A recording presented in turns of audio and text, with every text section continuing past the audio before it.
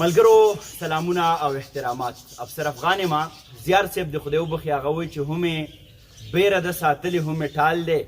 رشه ستا لیونی اوس هم په خپل حال دی. تر څو چې موږ په خپلو مرکو کې خپل روایات هم ژوندي وساتو، زموږ د بیرې او د ټال خبره هم کیږي او بیا زموږ د چاپیرچل د هغه هنرمندانو د هغه کریټیو آرټس سره تړلي فکرونو خبره کیږي. څوک چې لګیا دي خپل د آرټ د لارې په ټولنه کې یوه ښکلا خپروي. زه به شروع کوم د مولانا رومي صاحب د یو ډېر لوی کوټیشن یا سینګ نه. مولانا رومي صاحب وایي چې د کائنات هره ذره په رقص کې ده. رقص د حرکت دویم نوم دی او رقص زندگی ده. د زندګۍ نه انکار په مرګ باندې تمامیږي. نن را سره زمونږ د پښتنې منطقې یو داسې فکر ناست دی څوک چې د رقص د لارې د اتڼ د لارې د صوفیانه رقص د کتک رقص او داسې بیا بلها په دې کې توکې دي سلسلې دي د هغې د لارې هغو لګیا دي د ټولنې د ښایست سبب ګرځي. د خوشحال خان خټک د 11مې سلسلې یو ځوان فکر د دې تر څنګه د کامسټ اسلام آباد نه فارغ التحصیل یو زده کړه کوونکی یو پوهه چې هغه نه یوازې زمونږ په دغه هیواد کې بلکې په نړیوال کچ باندې د رقص د لارې د پښتنو یوه ډېره روښانه څیره دنیا ته ښودلې ده. نن به د هغو په کار زیار ژوند باندې خبرې اترې کوو او په تیره په دغه پوره ژوند کې په دغه پوره سفر کې هغو کومې ستونزې مخ کړې یا هغو ته کم مشکلات تاسو په سکرین باندې دغه کم رقص چې وکتو بیا کمې اتڼې تاسو وکتې په دې باندې به هم خبرې کوو. ډېر محترم اسپندیار صاحب را سره نن ناست دی. اسپندیار صاحب سره به د هغو په کار زیار باندې خبرې کوو. اسپندیار صاحب په خیر راغلی، ستړي مه شئ. ډېره مننه جي، ډېره مننه چې تاسو زه مدعو کړه او زه ډېر خوشحال یم چې نن موږ دلته ناست یو او رقص باندې خبرې کوو، په اتڼ باندې خبرې کوو، په ژوند باندې خبرې کوو، په خوشحالۍ باندې خبرې کوو او مثبتې خبرې کوو. همداسې ده ما ته یو ټپه رایادېږي چې جنۍ کږه شوه ماته نه شوه او د رور واده کې لیونۍ ګډا کوي نه. اسپندیار صاحب د دې ځای نه به شروع کوو چې کله موږ د رقص خبره کوو، د رباب خبره کوو، د تبلې خبره کوو، د اتڼ خبره کوو یا د کوم هنر خبره کوو، نو په ځای دی چې موږ هغه اون کو په هغې باندې د زړه نه خبره وکړو. موږ ټول ډیفنسیو شو، موږ په یره غوندې انداز کې هغه لګیو چې سوسایټي ته سیسټم ته ټولنې ته جسټیفای کوو. دا زموږ کومه بدمرغي ده چې زمونږ په ټولنه کې اوس هم زمونږ په جمالیاتو باندې یو بدرنګه دیو ناست دی او کریټیو آرټ ته هغو په ښه نظر باندې نه ګوري. بلکل دا د موږ ژوند والا ډېره یوه المیه ده او بدقسمتي ده چې موږ داسې یو وخت کې پیدا شوي یو چې فن ته په سپک نظر باندې کتل کېږي او د پروسس کافي یو تاریخ ده. اصل کې همیشه داسې نه و، فنکار والا هم یو عزت و یو کادر و او همداسې ده زموږ په ودونو کې به فنکاران راتله، اتڼ والا خلک به راتله، ایون تر دې چې زموږ د خویندو میندو به اتڼې کولې. بلکل اصل کې کله چې کلونه خلک شاریو طرف ته لاړو او تعلیم یافته شلو او کلي ژوند ورنه هېر شلو یا مجبورا ورنه پاتې شلو، نو هغه کې اتڼونه نور هم کم شو. مثال لکه اوس خټک دي هغه یې خپل پیرې علاقه او کوهاټ کرک علاقه چې نورو پریږدي لګې دي پېښور ته رسي، اسلام آباد ته رسي، کراچۍ ته رسي، نو هغوی تعلیم باندې زیات زور ده او تعلیم باندې زور خو خامخا پکار ده. ورسره کلیوال ژوند هغه خټکوال اتڼ هغه بلبلې هغه اتڼونه هغه نه د پرېښن پکار، خو ولې چې حالات د وجې نه هغوی دومره تیزۍ سره روان دي ژوند کې پرمختګ کې چې هغوی اتڼ ته دا وګوري چې کونې دا غیر ضروري شی ده، نو هغه پرېږدي او هغوی چې دا بس نوکریو باندې کاروبار باندې لکه دا ټول پښتنو او پښتنو نه علاوه نور هم قومونه چې کوم اربنایز شو، چې کوم ایجوکیټډ میډل کلاس شو، نو هغوی هنر ته او فن ته هغه اهمیت نه ورکوي چې کوم پکار ده، ځکه چې هنر او فن خو د هر انسان ضرورت ده. دا اوس د موږ بیکګراوند کې توتین دي چې هغوی د خدای والا ذکر کوي، بلکل یو نیچرل میوزیک دی. بلکل نو دا چې دا که نه دی خپل رقص کې دي، خپلې ګډا کې دي او د خدای والا حمد و ثنا کې دي، او چې کله انسان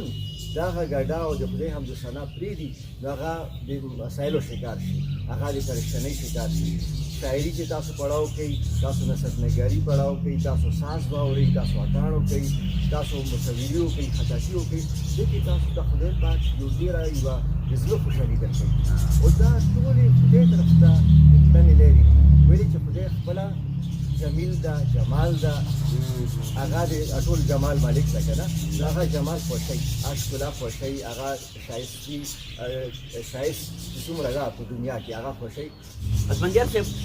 د قلندر مومن صاحب خدای بخښلي شعر دی، وایي هغه چې روان دی زړه چاودلی خپې تڼا کې، هغه قلندر درته یارانو یادوم. په دغه سفر کې مو څومره زړه چولی دی، څومره خپې مو تڼاکې کړي دي، څومره لاسونه مو پولې کړي دي، څومره د خلکو پیغورونه بد رد هغې ته مو سینه ډال نیولې ده. ډېرې زیاتې ستونزې. نو وجه دا ده چې لکه چې پښتون چې افغان چې هسې هم خلک اعتراض کوي چې ګډا ویلې کوي او دا مطلب نڅا ویلې کوي، او بیا ویلې چې زه خو هندي کلاسیکي رقص کته هم کوم، نو هغه باندې خو ډېر زیات اعتراض وي چې دا خلکو په نظریه کې دا د هندوانو ګډا یا نڅا ده او یا د هندوستان والا ګډا یا نڅا ده، خو دا د موږ ټولو مشترکه تاریخ ده. موږ په دو بر صغیر پاک و هند کې تقریبا یو زرو کالو نه خو مقیم دي، نو موږ د زرو کالو تاریخ خو نشو رد کول که نه. او بل دا ده چې لکه څرنګه چې تاسو ذکر وکړو چې خوشحال خان خټک سره نسبت ده، نو هغه د وجې نه هم خلک اعتراض کوي، خو هغه زه داسې چې هغه اعتراض رد کوم چې خوشحال خان خټک خپله یو فنکار و، شاعر خو ډېر ستر فنکار وي همیشه. شاعر د شاعري چې کومه ده هغه د ټکو والا ګډا ده، او چې کومه ګډا ده نڅا ده هغه د آزاد شاعري ده. اسفندیار صاحب ډېر داسې د اسفندیار غوندې فکرونه به په ټولنه کې وي چې هغو به رقص غواړي، هغو به اتڼ غواړي، هغو به سندره ویل غواړي، هغو به چپه کول غواړي، خو هغه یقینا چې د ټولنې دغه بدرنګه رویو ووژله هغه هنرمندان په هغو کې دنده. اسفندیار کې داسې کومه خوبي وه، داسې کوم توان و چې هغه د دغه ټول سماج پر ضد باندې لکه د غر ودرېد. ده په ضد بیا مغه خوشحال خان خټک د غور نیکه سلسله ده، ملک اکبر خان نن تقریبا 4 صدۍ نه هم زیات، یعنې 400 کالو نه هم زیات وخت مخکې د پښتنو لومړنی دربار قایم کړی و په پښتني خپل علاقې کې، ویلې چې لودین، سورین، خلجین، غلجین دا خو په هند کې د حکومت کولو، په خپلې سیمې په افغانستان یا په پښتونخوا علاقې کې د حکومت نه و کړی هغه شان کې. نو پښتنو ولې چې کوم لومړنی ریاست و اټیری و چې نن سبا په کرک او په کوهاټ ضلعو باندې مشتمل ده، نو دا 1540 تاریخ کې دا کال کې دا قایم شو. نو چې کله یو ځکه دربار قایم شي او دغه سیاپوري والا دربار یوځي کې چې دربار قایم شو، نو هغه د فنون لطیفه والا ګډ وي، مرکز وي، هلته کې شاعري هم وي، ولې چې خوشحال خان خټک ونه یو عظیم انسان هلته کې پیدا شوی، نو شاعري، ګډا، نڅا، بلبلې، اتڼونه، او بیا انګریز په دور کې لکه اول اکبر په دور کې 1586 کې د کوری والا دربار چې دا اکبر بادشاه مغل هغه چې دا تسلیم کړو کنه، او بیا انګریزي دور کې تیری ته نوابي ملاو شو، د پښتنو لومړني نوابي چې لکه مغا کوهاټ او کرک اضلاع باندې مشتمل وه. نو بیا د فنون لطیفه ولا چې کوم څومره سرګرمیانې دي نورې هم زیاتې شوې، او تیري دربار ته به ټولې خټکنامې نه د خټک راتلو هغې والا اتڼونو مقابلې به کېدې، او د تیري نوابانو د موږ مشرانو به هغې ته ډېر انعام او احترام ورکولو. نو چې تاسو والا پیټرنایزینګ کېږي، تاسو والا څوک سرپرستي کړي، نو بیا چې دا رقص ته هم ترقي ملویږي، نورې فنون لطیفه ته هم. اسفندیار صاحب یوه پوښتنه به مې دا هم وي، په دغه پوره سفر کې تاسو چې څومره کاله ژوند هم کړی دی د رقص تر څنګه کومه داسې لمحه راغلې ده چې اسفندیار صاحب دا سوچ کړی دی چې بس خلاریږه دا ټول زما چې کوم دا کاسټیوم، دا ډریسز، دا جامې، دا ټوپۍ، دا هم په اور ورپسې کا او ځان نه چې ته خلار شې او نوکري کوه، داسې کومه لمحه راغلې ده؟ داسې لمحې هر وخت راسي، اصل کې ډېره ګرانه شي چې یو نواب کورنۍ نه سره وي، یو خان کورنۍ نه سره وي، او ټول لکه مشران نوابانو خانان تېر شوي وي او خوشحال خان سره نسبت وي، نو هرې لمحې کې مطلب ماته چې څوک هم خپل خاندان والا وګوري، نو ماته داسې لګي چې لکه دا اوس اعتراض شروع کړي، او دا ورته کې چې د نوره ګډا او نسامات وکړه نه نو هر ځل چې زه هغه جمعیه غوندم د رقص والا د نڅا والا نو هر ځل زه دا ذهن کې رسي چې لکه که چیرې زه دا پرېږدم نو څنګه وي او ما یو وخت کې دا یو څو میاشتو دپاره ګډا او نڅا پرېښې وه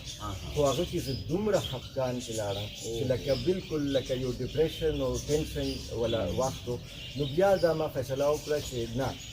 ٹھیک ده زه به د خاندان والا خبرو د لاسه یا مطلب نورو ملګرو د واجې نه یا دفترونو کې چې کوم اعتراض کېږي یا فیسبوک او واتس اپ باندې یا په یوټیوب باندې چې کوم اعتراض کېږي هغه د وجې نه به زه خپله ګډا یا نڅا پرېږدم خو هغه کې ټول نه ستر نقصان ما ته خپله ده ویلی چې بیا زه خفګان کې څه ما لکه یو قسم ته ما سایه بدلېږي نو زه خو یو خدای پاک ما ته ژوند راکړی ده او دا ما دپاره ډېر عزیز ده د هغه ولې یوه تحفه ده زه ولې زه ناشکري نه کوم او دا خپل ژوند چې ده که نه دا زه ضایع کول نه غواړم او دا زه خرابول نه غواړم نو زه به خپله ګډا او نڅا جاري ساتم او بله دا ده که نه دي چې ده کې د خوشحال خان والا هم لګېسي ده د هغې شاعري والا چې کوم هنر ده هغه هم زه خپل هنر کې راوله هغوی په شاعرۍ باندې لکه چې خوشحال خان خټک فرمایلی دي چې شیخ د مونځ روژه کړه زه بوډا کې پیالې اخلم هر سړی د مونځ روژه کړه زه بوډا کې پیالې اخلم هر سړی پیدا ده خپل کار لره که نه نو هر سړی لکه زه هم خپل کار لره پیدا یم تاسو خپل کار لره پیدا یې نو دا شعر د ما خپل ژوند والا یو مقصد جوړ کړی ده او دا شی چې کله زه ځان ته تېر کړم بیا زه جامې واغونده زه خپله ټوپۍ په سر کړه تورې راواخله ګونګرو هم پښو کړه او بیا زه کایم چې دا هنر ده ده کې هېڅ بدیت نشته ده او ده کې بلکې دا خو تاسو خلکو کې زړونو کې یوه مینه پیدا کوئ دا مینې پیغام د سور رومال چې کوم دا موږ والا دا د مینې محبت پیغام